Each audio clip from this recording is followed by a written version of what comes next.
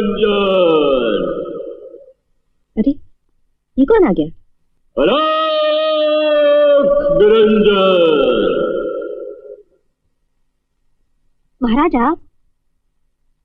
आयुष्मान, इतने वर्षों के बाद आपने दर्शन दिए। हम कुंभ के मेले से लौट रहे थे, सोचा कि तुम्हें मिलते जाएं। सब कुशल मंगल है ना? आपका आशीर्वाद है, आइए पधारिए।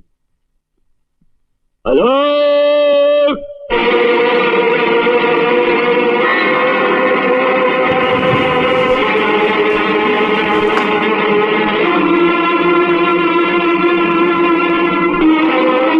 क्या बात है महाराज, आप रुक क्यों गए? माई,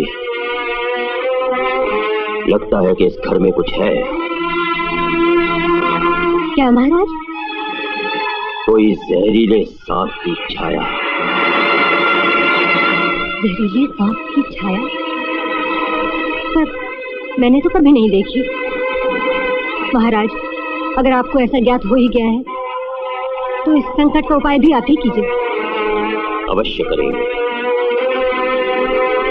हम फिर किसी दिन आएंगे और उस सांप को यहां से निकाल कर ले जाएंगे। अलख निरंजन।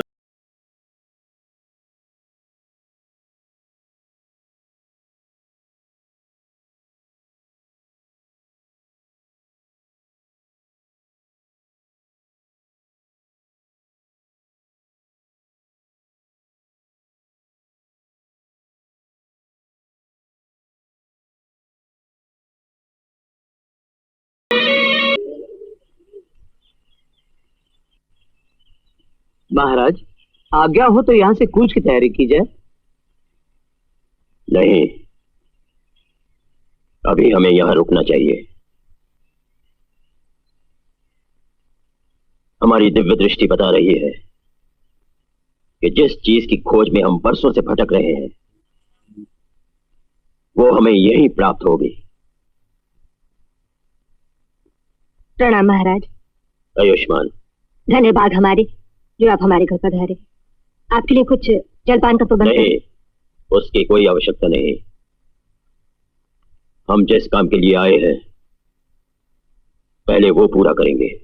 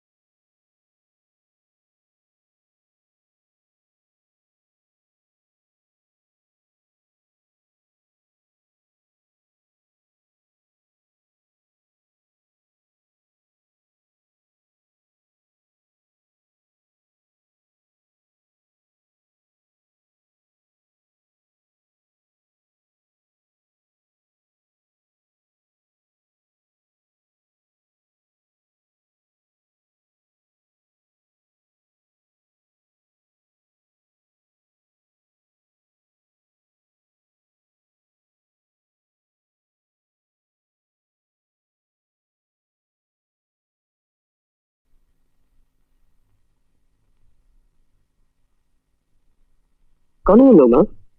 बेटा, ये बहुत पहुंचे हुए महात्मा हैं, उनके पैर छू। भाई, ये तुम्हारे सुपुत्र है? हाँ महाराज। और वो लड़की? वो मेरी बहू है। हाँ? सर्वनाश। क्या मतलब? ये लड़की इस घर के योग्य नहीं है। क्या बकवास कर रहे हैं आप? निकल जाओ घर से।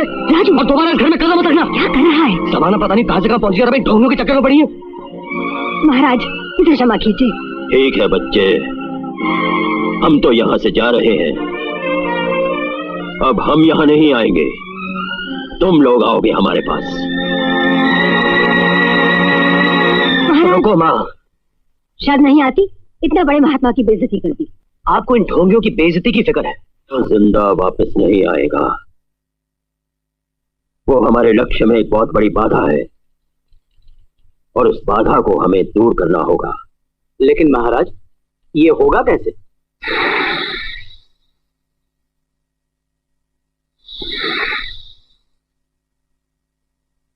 ये काम नागराज करेंगे।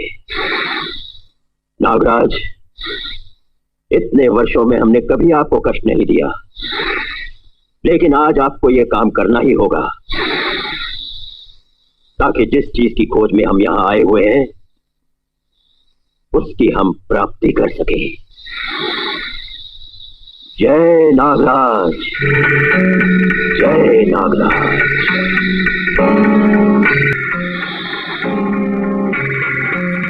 जय नागराज।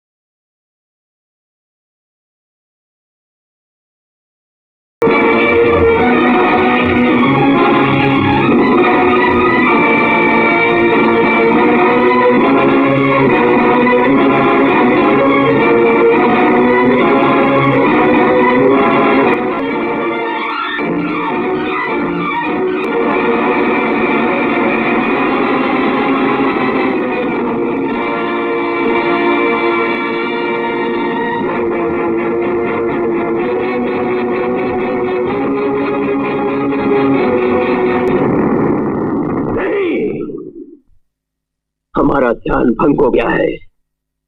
लगता है हमारे नागराज को किसी ने मार डाला है, लेकिन नागराज जैसे ताकतवर सांप से टकराने की हिम्मत की किसने? मैंने।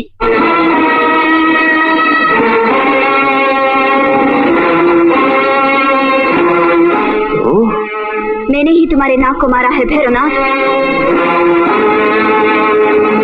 तेरी इतनी हिम्मत कि ये बात कहने के लिए तो हमारे डेरे तक चली आई?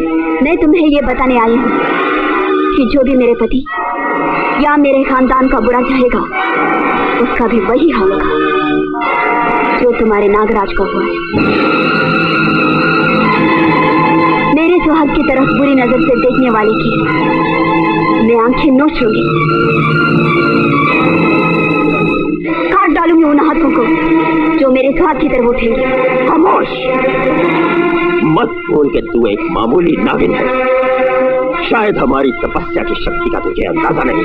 अच्छी तरह से। मैं तो तुम्हारी बहुत इज्जत करती थी कि तुम इतने बड़े तांत्रिक और विद्वान, मगर आज पता चला कि तुम अपनी शक्ति का गलत इस्तेमाल कर रहे हो। शायद तुम नहीं जानते कि तुम्हारी शक्ति से बड़ी एक और शक्ति है, वो है सती की शक्ति, पतिव्रता की शक्ति, जो यमराज के सिंहासन को भी हिला देती है। पतिव्रता? और तू? हाँ, मैं अब उस खानदान की बहू हूँ। बहू? खानदान?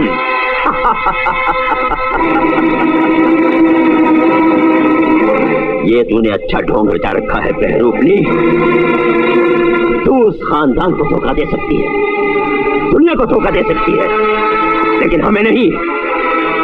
हम उसी खानदान के सामने तुझे तेरे असली रूप में लाकर पिटारी में बंद करके ले जाएंगे। ये तो वक्त ही बताएगा भैरवनाथ, मगर जाने से पहले मैं तुम्हें एक बात फिर बता देना चाहती हूँ। अगर तुमने मेरे सुहाग या उनके घर वालों की तरफ आंख उठाकर भी देखा तो मैं तुम्हारे हाथ से मिटा दूंगी।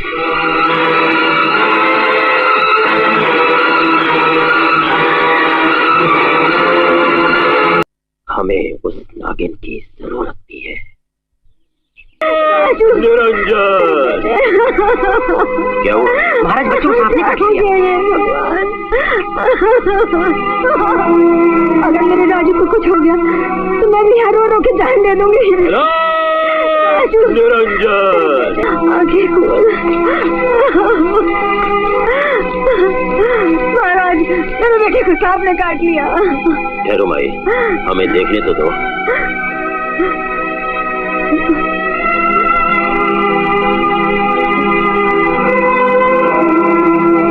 बेटे को बचा लीजिए महाराज।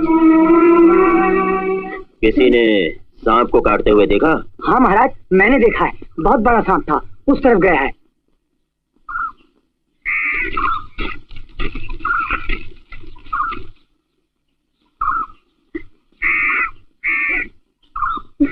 माई, आप जरा दूर चले जाइए। जाइए।